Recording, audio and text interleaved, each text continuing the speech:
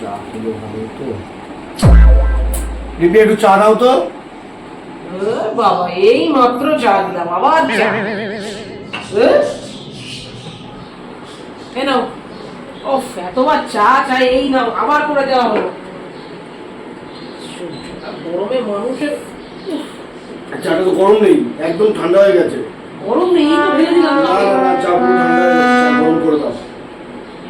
ঠিক আছে।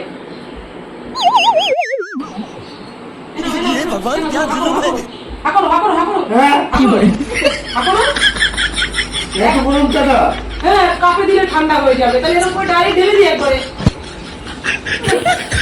গরমে মনে মানুষ পাচ্ছে না, ওই গরম চা গরম চা গরম চা